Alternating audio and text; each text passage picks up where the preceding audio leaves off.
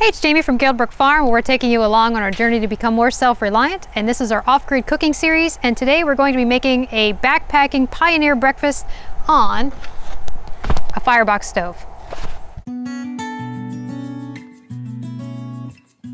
So we've been testing out a lot of off-grid cooking methods over the last couple of weeks.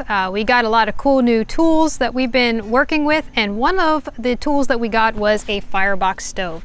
The reason that we got a Firebox stove is because this is a light, portable cooking solution for those who want to go camping, who want to go backpacking, for a bug out bag, or for any kind of emergency preparedness where you need to grab something and get out the door. It's also really great to have as a backup heat source in your outdoor kitchen. So we're gonna get this set up, and I'm gonna show you guys how to make an old pioneer breakfast. Hopefully we can get this lit today. It's a little bit drizzly. Let's get started. All right, so this comes with a case, and then there's this inner case in here. And we got some accessories to the Firebox that are optional, but we thought would be useful at some point in the future.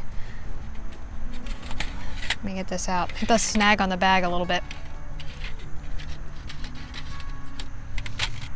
So this is the Firebox itself, and these are some of the extra accessories. These are little high boys. We might actually test canning on this at some point, see if we can can on this little thing. And some grills. We won't need those today.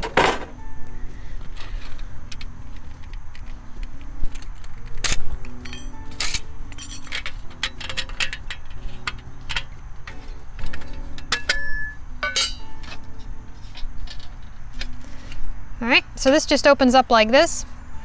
And in here's this little door that folds down. You'll notice that it's kind of odd shaped. That's on purpose for structure. And this is the ashtray.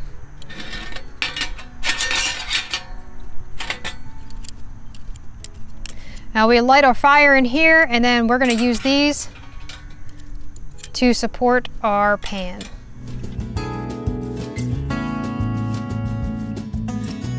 So the Firebox takes a bunch of different fuel options. It's another reason that we wanted to have one of these. You can do charcoal in it, you can burn any kind of scrap wood in it. It takes Isbit tablets, it takes sternos, pretty much any type of fuel source you can use in this. These little doors here are great for feeding in wood. So what we're gonna do is we have this old paper towel that we're gonna stuff down here in the bottom. And we're gonna use these little holes here to put in our wood crossways. And we have a fat wood here to help get this thing going. I think we're going to need it with this drizzly weather. All right, we'll see if we can get this lit.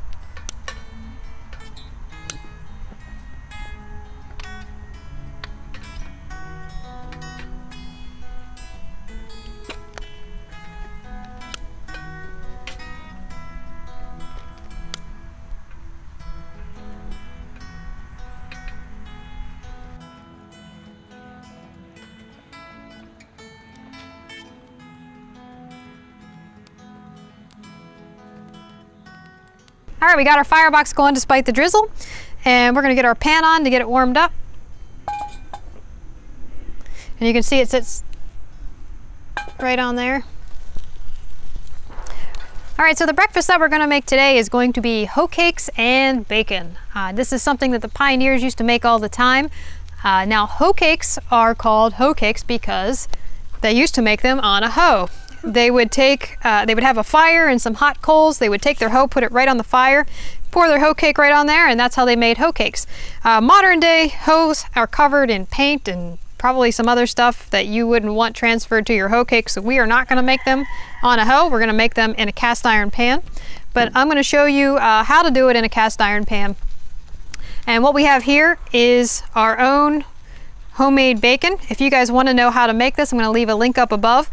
Some people call it salt pork because we didn't smoke it, but this is something that you can make, and it does not need refrigerated. It is already preserved in salt, so it's something that you can throw in your backpack and take with you. So what I have in here is our hoe cake mixture. This is 1 cup of cornmeal, 1 cup of flour. I have my gluten-free flour in here with a little bit of xanthan gum, a 1/4 cup of sugar, and a tablespoon of baking powder. Now, back in the day, they didn't have baking powder. They used yeast, but we have baking powder, so it's much easier to use that. And I don't have any salt or anything, but if you wanted to, you could add a pinch of salt. Now, the only thing that this needs is an egg. And if you are camping, you can get one of those little egg carriers and bring an egg with you, or you can just put powdered egg in your bag if you're backpacking. And some water. And then the other ingredient is a little bit of lard. Now, lard is also something that you can render yourself, and you can put in a little tiny jar and take this backpacking with you, or if you're camping, just take the whole jar. It does not need refrigerated for probably about 3 days or so before it starts to get a little bit rancid. Maybe it might even go a little bit longer than that, actually. All right, so we're gonna cut a few pieces of our bacon.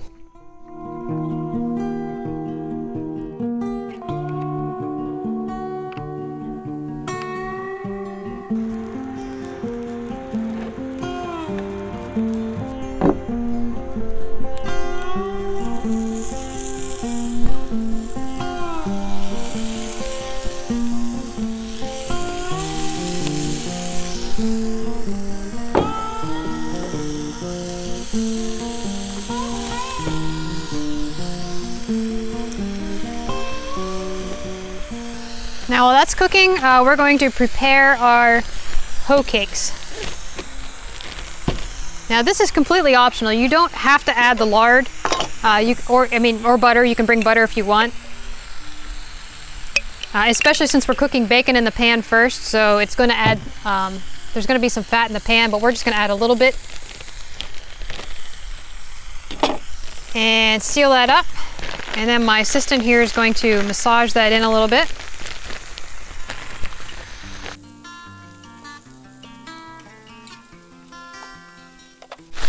Now we're going to crack an egg in the bag. I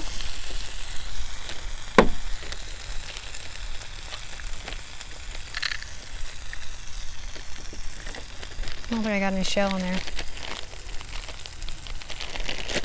Massage that in.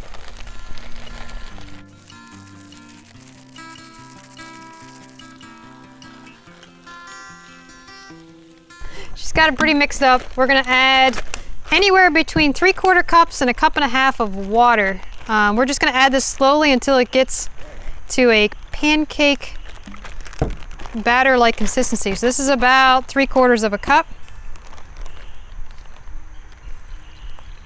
And that cornmeal is going to really absorb all the water. All right, let's get our bacon off. It's done. Oh, wow.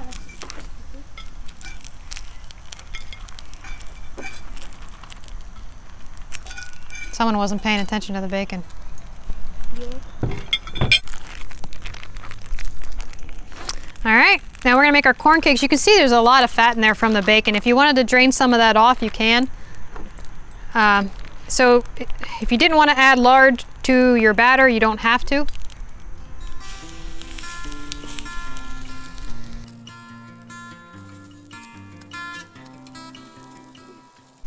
All right, while that's cooking, I'll tell you a little bit about cornmeal.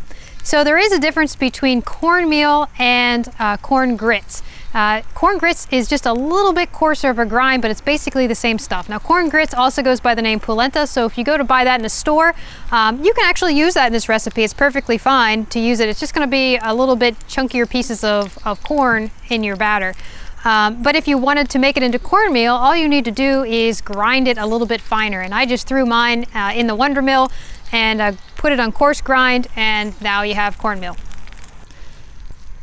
Now the way I'm using this Firebox is cross stick method. You can see it eats a lot of little twigs, and they burn pretty darn quickly when you use this particular method. There are other ways of putting wood inside the Firebox so that you get a nice long burn. One of them is the Swedish fire torch method. Some of you guys may have seen our video on how to make a Swedish fire torch out of one of these big logs, but you can actually do a little mini Swedish fire torch inside the Firebox, and it gives you a nice long burn. And I'll probably do that in another video.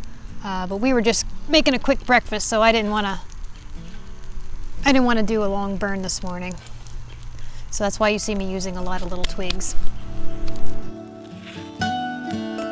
So these are called hoe cakes.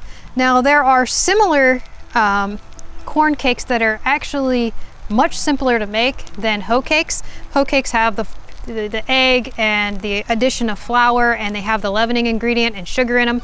But the most basic corn cake that you can make, it's called corn pone. It's also known by the name Johnny cakes or journey cakes. And it is as simple as cornmeal, salt, and water. And if you just throw those three together, make a nice really thick batter just like we did here for the hoe cakes, that's even more simpler to pack along with you, so you don't have to worry about eggs and all that kind of stuff.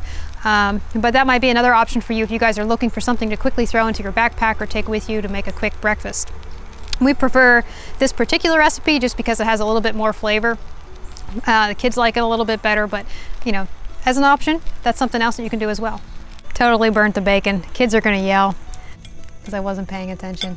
We'll get the kids out here to eat these. Now you can serve these with honey or maple syrup, or what I like to have is blackstrap molasses with it. It's a little bit bitter, but it has a lot of different minerals and nutrients in it, and it's really, really good for you. So let's get the kids out here and see what they think. Yeah, they're good. They good? Yeah. Yeah, you have honey with yours and you have maple syrup with yours. And you can eat them plain too, because they're good just plain. It tastes like cornbread pancakes. Tastes like morning. Tastes like morning. So it has been about 3 weeks since we started doing off-grid cooking. We have not cooked a meal on our oven in that period of time, and we figured that we were saving about $1.80 every time we do not turn on the oven. And so at 3 weeks we are at about a savings of about $40 so far from not cooking on our oven. So there's more than one reason that we're doing this. I mean, one reason is that we're building up a skill, because it does take skill to, you know, not burn bacon and stuff outdoors. And also, you know, we're saving money doing it too. So if you guys like this kind of stuff, if you like learning about off-grid cooking and different recipes that we have, make sure you like and subscribe and stay tuned, because we have a lot more videos coming out. And I think these hoe cakes are about done, so we're gonna get to eating them, and we'll see you in the next video. Thanks for watching.